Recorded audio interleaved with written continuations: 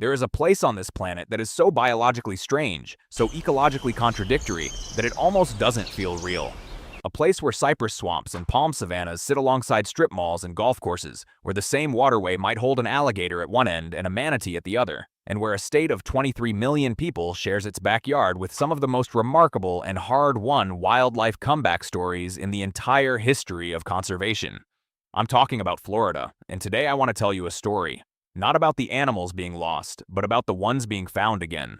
This video is about Florida's predators, specifically the ones that came within a whisker of disappearing from the state forever, and the extraordinary, sometimes unconventional, and genuinely moving efforts that pulled them back. We're going to look at mammals, reptiles, and birds. Animals that serve as keystone species in their ecosystems, meaning that their presence or absence sends ripple effects cascading through every other species around them.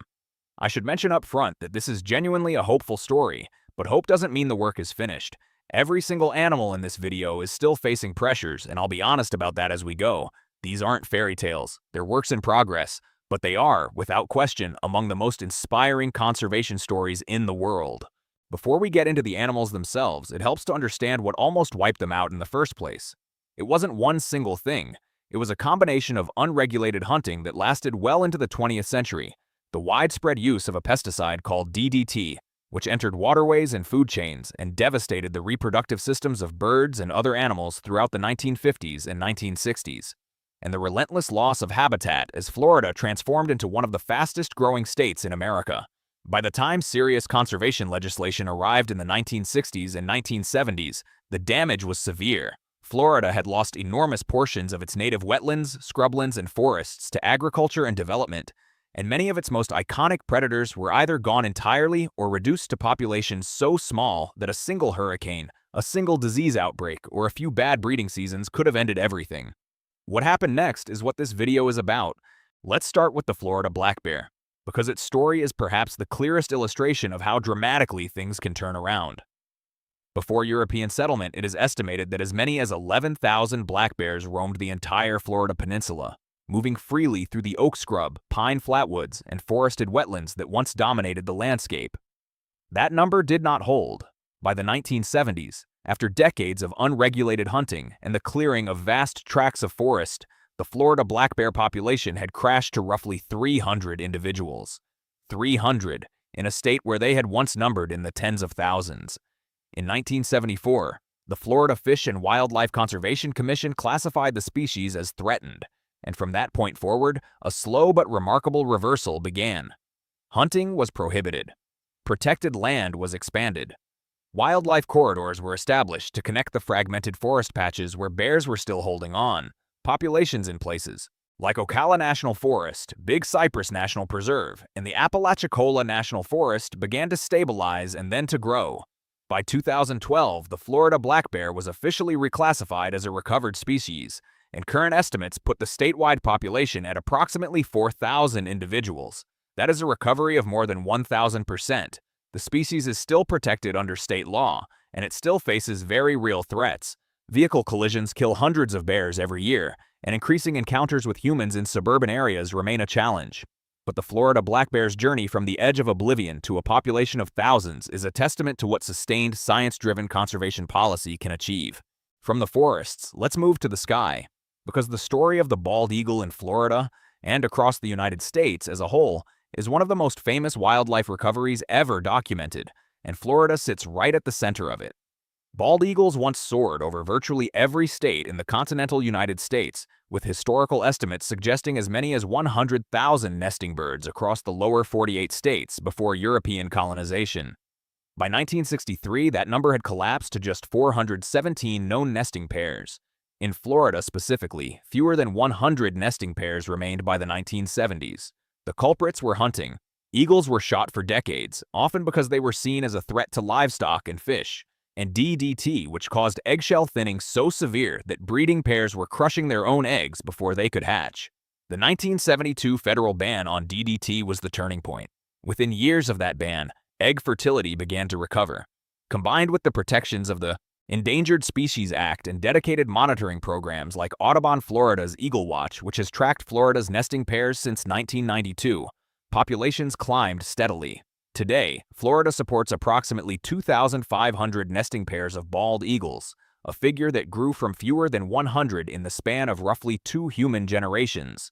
Florida's recovery was so successful that biologists actually collected 275 eggs from Florida nests during the 1970s and 80s and used them to help restore eagle populations in other southeastern states. When you see a bald eagle nesting in Georgia or Alabama today, there is a genuine chance it is a descendant of a Florida bird.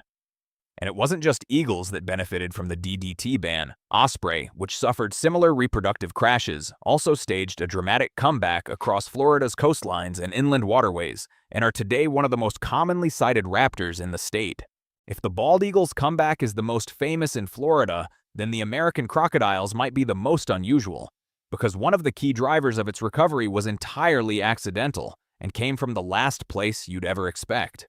The American crocodile is a genuinely ancient creature, capable of growing to over 4 meters in length and weighing several hundred kilograms, and it is found along the coasts and estuaries of Central America and the Caribbean. Florida represents the absolute northern tip of the crocodile's natural range, and even historically, the population here was never enormous. But by the early 1970s, a combination of hunting for their skins and the destruction of mangrove nesting habitat had reduced Florida's crocodile population to roughly 300 individuals, and possibly fewer. The species was placed on the federal endangered species list in 1975. Then, a nuclear power plant accidentally saved them. In the 1970s, Florida Power and Light constructed a sprawling network of cooling canals at its Turkey Point facility south of Miami. 168 linear miles of canals carved through the limestone and rock south of the city.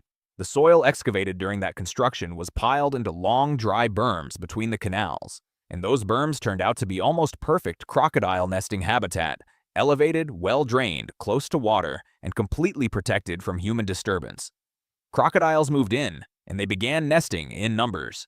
Hatchlings from those nests dispersed into Florida Bay, the Florida Keys, and the southwest coast, gradually repopulating areas that hadn't seen crocodiles in decades. Today, it is estimated that between 1,500 and 2,000 American crocodiles live in Florida, not including hatchlings, and annual nesting has grown to more than 100 nests per year. In 2007, reflecting this extraordinary reversal, the federal listing was downgraded from endangered to threatened. It remains one of the most unlikely turnaround stories in conservation, and it happened in no small part because of a power plant. And then there is the Florida panther. If you know only one thing about Florida conservation, there's a good chance this is it.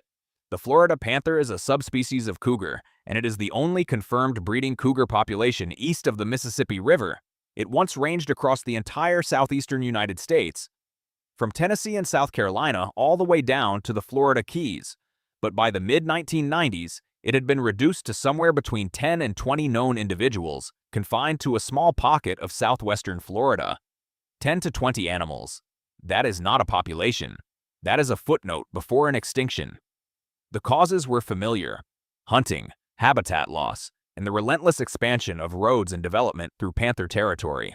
But there was a second catastrophic problem layered on top of all that: inbreeding. With the population so small and so isolated, panthers were breeding with close relatives, and the genetic consequences were devastating. Biologists documented kinked tails, heart defects, immune disorders, and reproductive failures at rates far beyond what was seen in any other cougar population. Something drastic had to be done.